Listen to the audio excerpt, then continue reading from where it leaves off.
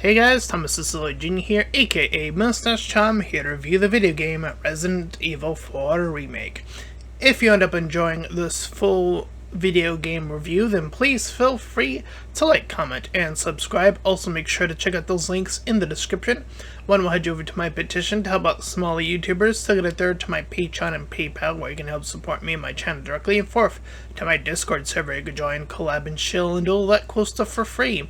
And shilling will be reminded at the end of the review. With all that out of the way, let's get into Resident Evil 4 Remake. So, just a few notes on how I'll be structuring this is story and gameplay separate, and DLC will be included as well for this particular one, whereas one of the other DLCs that I'm also working on, I'm currently working on, will be made into a separate video from its predecessor initial review from its game. So just to make that distinction clear, that separate ways will be cleared with this, and so on and so forth. And the other game, which will be Sonic Frontiers, will have its DLC talked about separately from that game. So, with that being said, the other note is that I have not played the original Resident Evil 4, so don't expect too many comparisons. I know some things about Resident Evil 4, the original version, but again, I have not played it myself, so I'll be limiting my knowledge to, again, what I've only known about the game, and I'll save that bit for later. Anyway, with all of those preambles out of the way, let's get into first the story, which, for the most part, is relatively straightforward and simple. We follow Leon S. Kennedy after some time later from Resident Evil 2 Remake, assumably is that they're following the new timeline. He gets recalled upon and retrained to join in a particular mission to save the president's daughter, who is... they really don't discern why she was even here in the first place. I'd be surprised if they cover that in the original either, but she's in this location, which I should have looked up because I legitimately don't know where this game takes place geographically anyways, but I digress. It's a fantasy location for all intents and purposes, in terms of, whatever. Anyway, point being is that she's captured and Leon needs to go rescue her. Simply aside that, it turns out when they do cross paths, not everything is as it seems, as there are some typical zombie shenanigans once again running amok, but with a twist of Las Plagas, torn into the mix, or added to the mix, as it were. And with this, Leon S. Kennedy, as well as we learn later on, the daughter as well, are infected, and he becomes infected through the giant guy, whose name Mr. X, but church guy. Anyway, point being that it is now a rush against the clock as you spend the story either separated from Ashley or when you're with her, guiding her through these areas in order to get to a safe location to be extracted, which gets a little bit more convoluted when your safety extraction gets blown up to smithereens or just gets destroyed in some other fashion. Point being, it is essentially just up to Leon at this point to get the job done, with all of these external forces up against them. So, again, pretty straightforward story. Now, the nuances that they add is that they give Ashley, and again, from my understanding of the original, apparently a little bit more to do here. She seemed, again, from what I can recall, to be a little bit more of a nuisance in the original, and she comes across as a little bit more reserved, or perhaps sophisticated, maybe a word I might throw in there, but there does seem to be, again, that infection that is causing her to do certain things, and they make that distinction fairly clear, and how that's interfering with her general processes of, her being in control of herself, that being. So, there's that. There's apparently more in the terms of Luis, who we see was somebody who worked with our antagonist and is trying to redeem himself throughout this story, feeling guilty that that these individuals are getting caught up in this. He happens to be directly tied up to Leon at a certain point, so they get some time to get to know each other fairly briefly here in this scene, but I digress.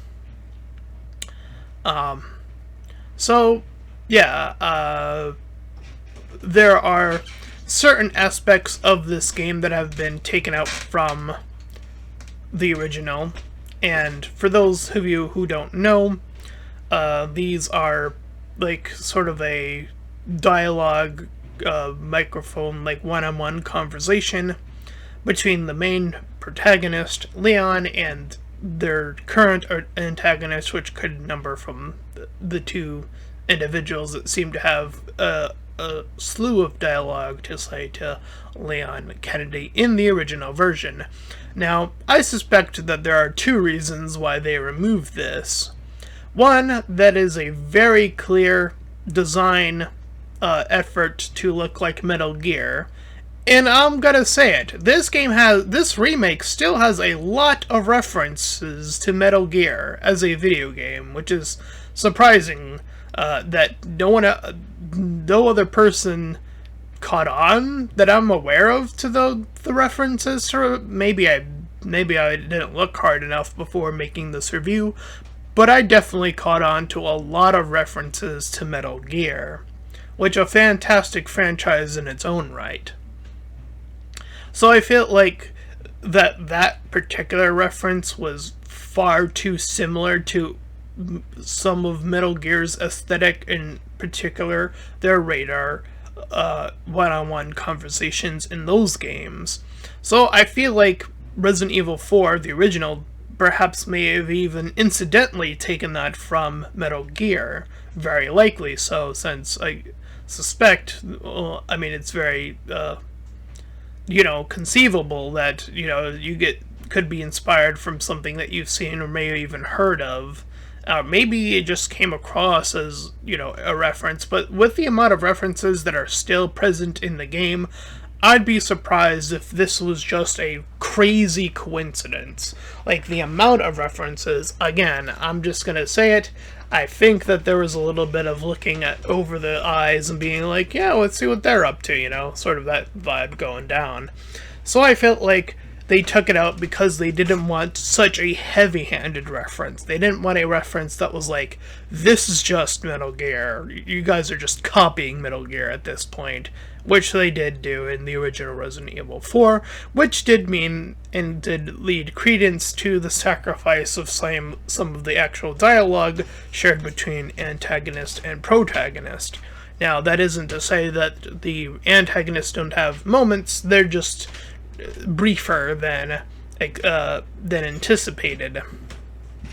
And they do find other workarounds for at least some of the lines, like the short guy, and I'm gonna forget all the characters' names that are all the antagonists. I do apologize. I remember Salazar, but I don't remember the short guy's name.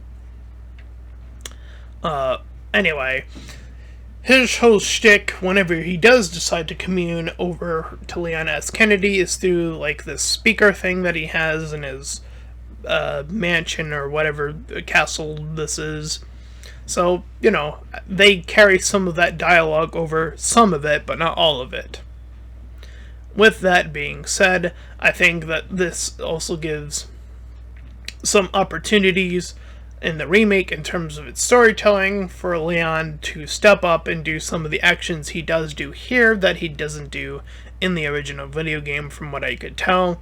That being him just directly shooting some of his opponents while they're monologuing. That happens in this game. Definitely a very strong character moment for Leon there. And with regards to any other moments that I can recall, either from other people talking about original Resident Evil 4 or from what I can remember from Resident Evil 4, I think that just about covers everything in terms of the base story game. Now, of course, there is going to be Separate Ways DLC, and I'll reserve that for after I talk about the essential gameplay for the baseline game of Resident Evil 4 Remake. I'm going to save the DLC for last. So, with the main story, I'm going to go ahead and give it a pretty decent 6 out of 10. I don't think, like, this is too wild a score to give this game. I feel like there was definitely very clear delineations of adding and subtracting here and there, each to their own experience. I felt like there could have been a few more instances, and even if those instances weren't even necessarily shared, I think like we could have just had more cutscenes for the antagonists to really flesh them out. I mean, they are present, but there just aren't a lot of them, is what I'm getting the gist of there. Maybe a few more backs and forths between our protagonist and antagonist through that more open, not reference to other video game style dialogue happening. With that being said, I do think that they reserve or keep in time or in synchronicity of the original character's sort of aesthetics, with Leon S. Kennedy being really cheesy but still very serious. That has been maintained for the most part. And that seems to be fairly consistent throughout throughout all of the characters. If they were just portrayed as too annoying, like, say, for example, Ashley, then they were just slightly modified upward instead of, dragged down further or similar enough to be like, it's still a problem. So, yeah, I think 6 out of 10 is where I would stick the story score, which is for a Resident Evil, score. I think that's fairly high, I think, from what I can remember from the other previous games. Definitely improvement over 3. I will say that for free, both in its story and gameplay. I remember 3 Remake was fairly weak, a lot of cut content there. So yeah, definitely a lot to be desired there. Anyway, getting to the gameplay. So, this game takes the same approach, with the character being, taking up a decent chunk of the screen, or like a section of it anyways, with the ability to aim and shoot in a survival horror setting, with pickups and reliables being scattered throughout the stages, or when you defeat an enemy, sometimes they will replenish you with some of the stuff that you just wasted on an enemy. Now, there are several ways you can negate having to waste a lot of ammo, which you can definitely struggle in, at least in your first attempt, when you don't have a good aim, or perhaps even without the pre-packaged stuff that gives you just like that little bit of extra stuff for Resident Evil 4 for buying it early. Now, with that being said, I found myself definitely in the base game, starting particularly towards the middle section of the game, finding myself particularly struggling with resources. This came in the form of definitely trying to finagle my way through certain enemies or trying to see if I can skip them entirely. So there's that. So there's definitely quite a lot, or quite a decent amount, that the game is asking of you as a player. Now, as you become more skilled in the Resident Evil format, you'll realize where to shoot zombies, particularly in the knee or in the head in particular instances, to open them up to your melee attacks. Your melee will obviously serve as one of your key components to saving a lot of ammo, as well as your knife. Now, your knife, in its initial Let's Play, or through, will be durable. It will be able to break, so replenishing it and having access to a knife at all hands or at all times is much preferred. So just keeping track of where your knife durability is a good thing to keep track of as a player. That being said, most enemies are relatively straightforward. There are some enemies, particularly more so bosses, that take perhaps a little bit more time to figure out where their weaknesses might be, how they function differently from normal zombies, what type of attacks they can do, learning how to even counter those, because a lot of things can be countered in this game, by the way, and navigating that as well. So it definitely comes down to a lot of skill versus that naivete that you might rush into, especially if you're a new player to Resident Evil 4 or any Resident Evil game to begin with, which, by the way, if you are a new player, I probably would have recommended you start at least, the remakes at first, Resident Evil 1 remake, and make your way through the remakes at least, at minimum, because they have a very similar style to this, with a few caveats in certain areas.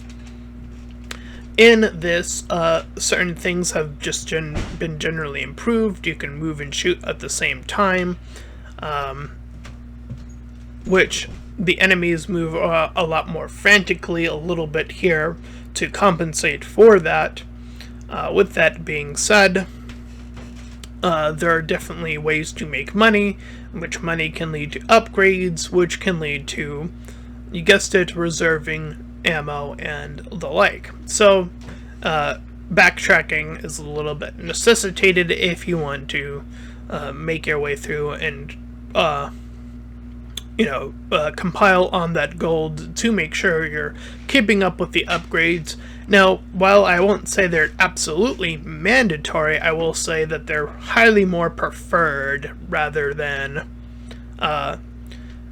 more so. I think that the ones that I generally would prefer to see upgraded are obviously the damage, reload, and this is actually the majority of the important stats anyway, the reload speed, and the rate of fire. With those three being one of the key components that you can upgrade, generally keeping those upgraded to, whatever your maximum can be wherever you are in the story is probably for the best for whatever gun you have equipped. Now, with that being said, the game will upgrade you to better shotguns and sniper rifles at different junctions throughout the game. It's not very clear when those will happen, so I will say explore, because that has been a key component to all Resident Evil games anyway. And when you do come across the initial sniper rifle and shotgun, I would say, as a general rule of thumb, keep them with you on the off chance you need a little bit of extra firepower, or maybe perhaps a little bit of distance if your enemies are further away with the sniper rifle, and have those handy as backups, as the handgun is going to be your still primary way of servicing up some dead zombos. And even the the default gun that they give you is sufficient enough to carry you through that, indeed. So yes, that is very much capable. And again, at some point in the game, perhaps later in the castle, I believe, is where they will give you the better shotgun and sniper rifle around the same-ish time from the merchant. It is around that time later on where you can sell the earlier shotgun and sniper rifle and maintain these higher end shotgun and sniper rifles respectively. Just so you can keep up with all the selling stuff. So there's a lot on the player's end to keep track of. There's also crafting. You can craft items such as ammo, which is very much necessitated if you are a larger spender of ammo initially, as well as herbs, which if you're getting hit a lot, then that's where you will need to necessitate the use of a lot of herb combinations, and especially early game, you probably want to reserve all your yellow herbs for a red and green combination as a trio combination to get that full extended heal, especially early on in the game. That can always be helped. First aid sprays are always super useful in this regard. From what I remember from the old games, first aid sprays, I think, I could be wrong on this, they used to grade your ultimate grade based on how many first aid sprays you used. That is no longer the case here, so free to use them as need be. In fact, with that being the case, I would say actually utilize first aid sprays over the herb combinations if and when those moments arise, if need be. With that being said, that's crafting in a nutshell. Pretty simplistic. The puzzles are pretty straightforward. From what I can recall, most of the ones in the beginning are pretty, again, straightforward. I'm just trying to think if there was like any puzzle that really stuck out for me, maybe being challenging or something to look up. And no, not really. Just, being a slight observer, whether that be shifting panels around or weapon matching with what the scene is describing in the castle, to holding on to certain objects to gain access, which is pretty straightforward. And yeah, I think that's like the most puzzles end up being around the castle area, and again, I think for the most part, if not majority of them, are pretty straightforward. So no issues there. Now, I have been saving one of my key gripes with this game, and it's pretty short-handed. That being dealing with Ashley. Now, I said as a character, she's fine. As an NPC, however, when she is attached to you as someone to protect, this is where things in the game get a little bit complicated in terms of my prowess as a reviewer will come in. So, here's the thing. This is a, escort mission minus a lot of escort mission. Now, I know that sounds a little bit confusing, but stick with me with that explanation in mind. So, yes, there are moments in the game where you're tagged along with Ashley in moments of crises, albeit from zombies appearing to chainsaw ladies to generally that order of things for the most part. And in those cases, earlier cases, you can tell Ashley to hide. In earlier environments, such as the zombie hordes, you can tell her to hide in a locker. as well as other areas of that nature, as well as it gives you the prompts too. Then, further on, there is a mission in the castle where she's separated from you slightly at times. There's this moment where she's above you with these levers that only she can approach, and these guys come out to try to grab her. This is probably one of the more annoying ones, at least initially, trying to gauge like how their movement can be a little bit finicky in terms of the enemies and their reference to that. But outside of that, there aren't too many moments where you're stuck with Ashley.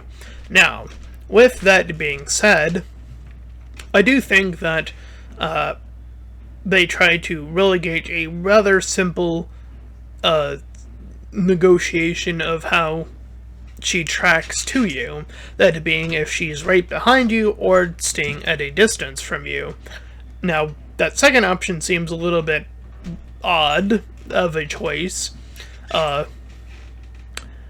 so I'm not really sure where I would place that in terms of what they were trying to achieve with that particular option, but I do want to focus still a little bit more on when she's close to you.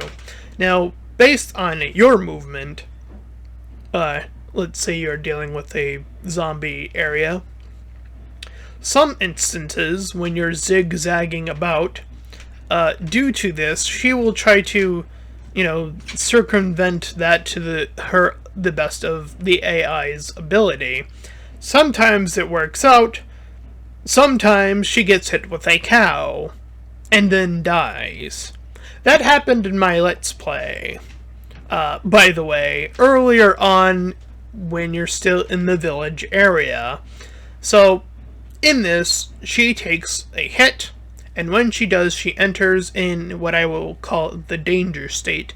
In this danger state, the next hit will either grab her or kill her, depending on what it is.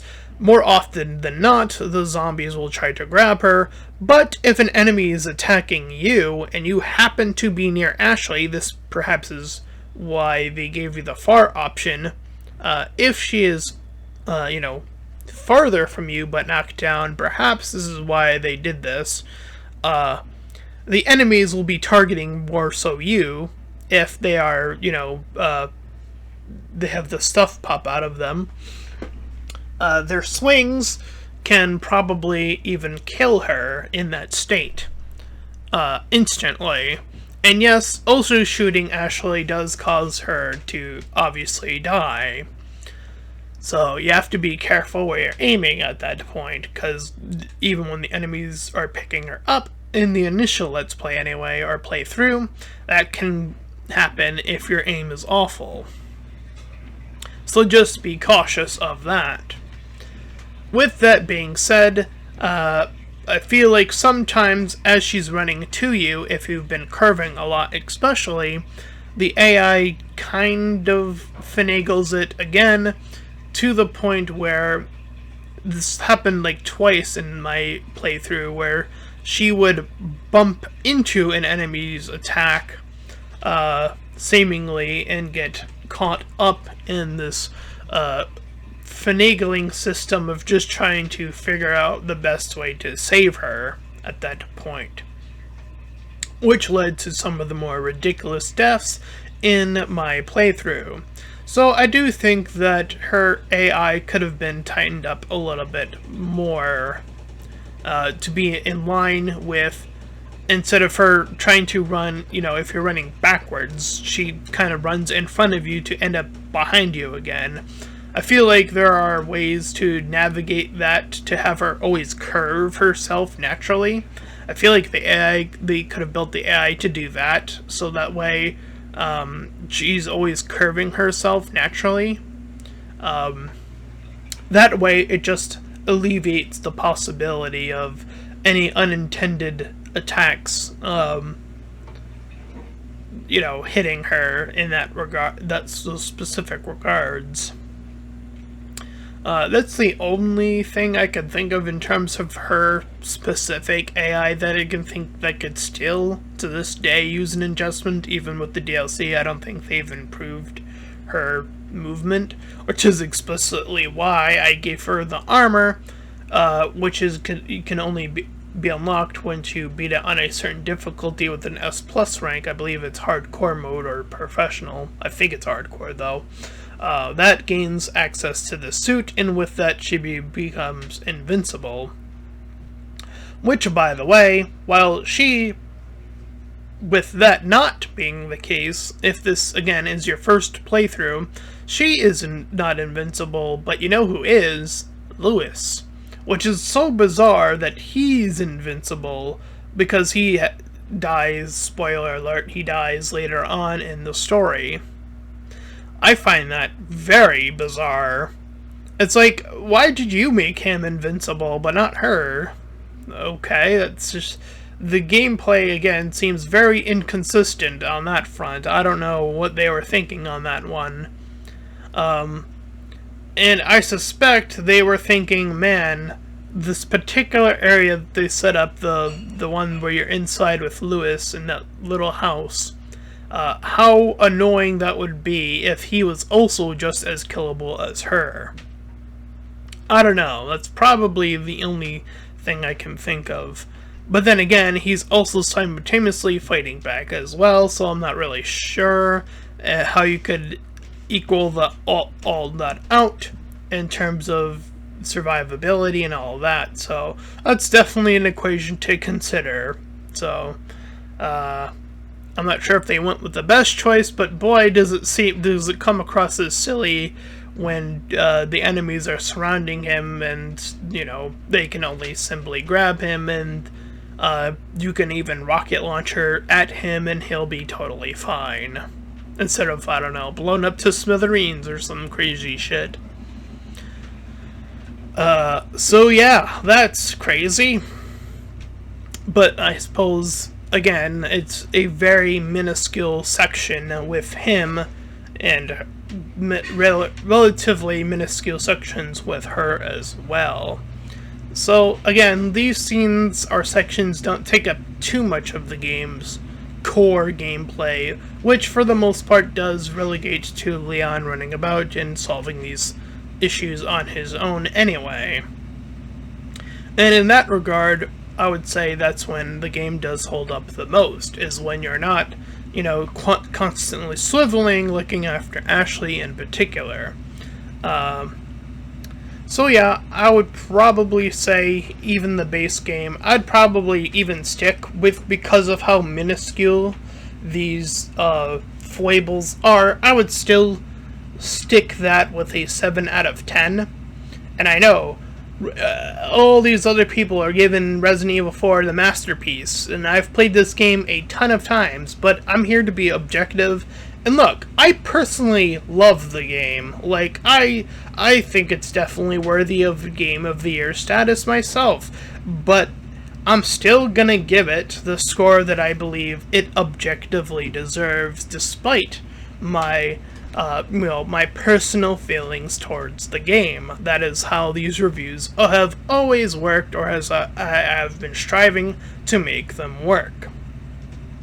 With that being said, I think that essentially covers the base game. So now, let's talk about Separate Ways. So Separate Ways was a more current DLC, which you'll be seeing already on my channel, that is going through maybe perhaps with the different thumbnails from the initial game to help the distinction between normal game and DLC. So people were suspect that this was going to happen as Separate Ways in the original RE4 was a DLC for that game, that Separate Ways would once again make its re-entry into the DLC this time around, and it took a little bit longer than I think some certain people were expecting, but it did inevitably arrive. With that being said, in this DLC we now follow Ada Wong, who is a subsequent character who we briefly see at parts in the original game, and now we are fleshing out parts where we are focusing on what she's doing, what her particular mission is from Albert Wesker, giving her this job to essentially get this ember from the castle, or wherever it currently is in the position of, and essentially contain it, or obtain it, sorry, rather, to do some nefarious shit later on with it, that being from Albert Wesker, obviously. With that, Ada does have her brushes with Leon in the main story, so we get to see the context for even other elements that weren't previewed to in the initial game, such as Ada Wong ringing the bell, which leads Leon to his most iconic, what time is it, bingo time meme line inserted in the game comes from. She was the one that alleviated Leon from an everlasting onslaught with Resident Evil 4 village zombies and a chainsaw guy who, I will say, despite PS4 or PS5 graphics, those eyes, come on. Someone fucked up. You gotta admit, that look, that chainsaw guy look, with the bag on his head and the stupid looking eyes. Come on, somebody fucked up. You know that somebody fucked up. So yeah, that one design is so stupid. But other than that, I will say everything else looks sleek and very professional. I just wanted to throw that one out under the bus because it's so obviously and blatantly bad. But anyway, I digress. So in this we get a few more puzzles as Ada, and again, from what I could tell from the original Resident Evil 4, she actually does cover some of the missing sections from Leon's original section in Resident Evil 4 Remake, here now co-opted for her sections in Separate Ways DLC. So I think that this was a way to make up to the fans that those sections weren't in the game, as well as simultaneously giving fans as well a little bit more game with Ada Wong as the new main character, and again covering those bases of things that weren't covered by the base game. And of course, with those added, they were also added to the mercenaries, that being herself in two alternative costumes, as well as Albert Wesker. And I think that was probably their final DLC, mayhaps, very likely so. So I suspect that they'll probably start working on Resident Evil 5 Remake next, since, they're already working their way all the way down the line. So, I don't know. That'll be an interesting one, because that's the one that I think a lot of people were starting to get a little bit wary on with the whole co-op system. So that one's going to be really interesting to see what they're going to do with it in terms of its gameplay. If they will stay faithful to the co-op, or if they won't. How do you make it so that the survival aspect is still present with those co-op sections? How do you divide and conquer that? How do you make each character feel unique, so on and so forth? I'm sure there's a lot of stuff to go into that particular remake, but that's for a later time to discover. Anyways, I think that this DLC is a nice little touch. Now, I have pointed out personally that I was not a fan, even in the base game, of Ada Wong's voice in the game. Even Albert Wesker's voice, I wasn't particularly a fan of hearing it here in the DLC a little bit more. So, yeah, I feel like the voice acting for those two particular characters was a little bit off. I still think that's very much still the case. I don't think that removes anything to do with gameplay or story, so I'm just gonna mention it and leave it as that. Just a sort of misstep, whether that be the voice acting itself, or the direction each of them were given. I'm not sure which is at fault for those things falling a little on the flat side for both characters. With that being said, I still think that Resident Evil 4 Remake is still one of the better remakes among remakes that we have seen throughout our timeline of remakes that have been established. That being said, I obviously wanted to be as objective as possible, so I wanted to give it that courtesy as well. Again, as a fan of Resident Evil games myself, and as a fan of this particular game, in terms of the remake anyways, because again, I have not played the original. So, I wanted to do that its level of service, to show you that I want to stand by those firm objective beliefs, or as objective as I can conceivably be anyway. With that being said, I think that essentially covers everything for Resident Evil 4 Remake review. So, if you ended up enjoying all of that, then please feel free to like, comment, and subscribe. Also, make sure to check out those links in the description when I head you over to my petition to help out smaller YouTubers. Second and third to my Patreon and PayPal, where you can help support me and my channel directly. And fourth to my Discord server, you can join, collab, and chill, and do all that cool stuff. And until next time, everyone, bye-bye.